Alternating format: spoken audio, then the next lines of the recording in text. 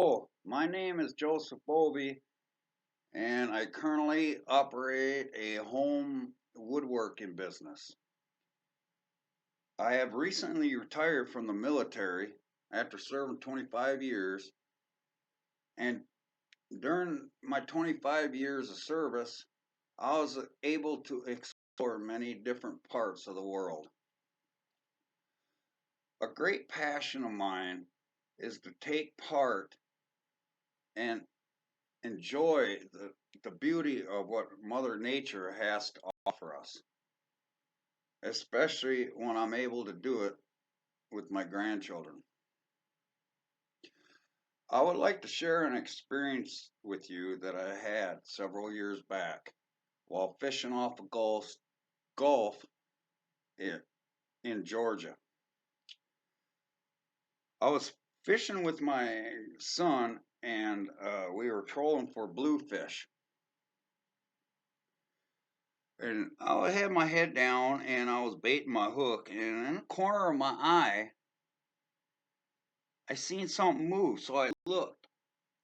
Well, it startled me so bad that I almost ended up falling over on the other side of the boat. Mind you, my son thought that was hilarious. But here, beside the boat was a dolphin. And on that dolphin's beak was a plastic can holder. Well, I was amazed that it allowed me to get close to him. And after several minutes of trying to get this off, I finally was able to. That plastic can holder was so far on his beak that it actually cut into him. Now, the rest of the day, I couldn't get this out of my mind.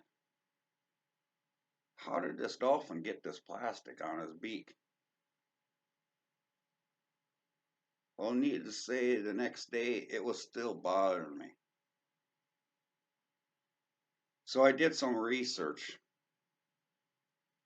And what I found was at certain times, plastic waste can account for up to 100% of the waste that is in our marine environment. This waste has become an unimaginable and irreversible and has major effects on at a global scale. During a survey that was done in 2017, the estimated amount of plastic waste that was entering our oceans was between 5 to 13 million tons, and a massive 269 tons of plastic waste that floats to the surface during a single year. This is an incredible amount that will be felt for generations throughout our marine environment. So you may be asking yourself, oh, what does that have to do with me? Well, more than 25,000 marine species and 100,000 marine creatures are either being affected or destroyed by this waste. 1 million, say again, 1 million seabirds die each year because of this waste. This is destroying our food supplies.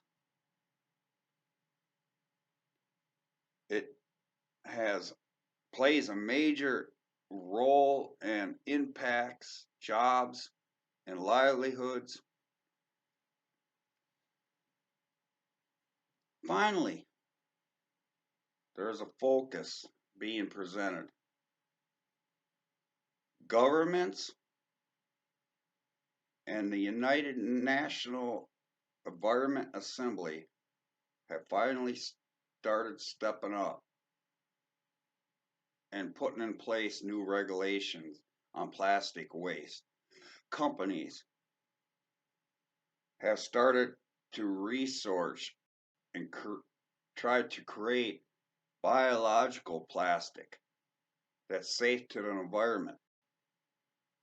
Companies and several organizations are donating their time and resources in collection of this plastic waste. What does it do to us as humans? Well, think all the animals that are dying because of this. And what comes with death is disease. Disease that is being transferred into our human population. Not only is it creating disease, but it's destroying the marine geological environment. I gave you a bunch of stats and numbers and what people are starting to do. So there's one thing that I would like to ask from you. Take a day, walk on a beach, or take a boat ride on a body of water and see if you find waste floating up to the top or washing on our shorelines. Imagine the future of not only the marine life, but our lives. Then ask yourself this one question. Are we doing enough? Are we doing enough to alleviate this problem? I thank you for your time and hope that question stays in your mind. Godspeed.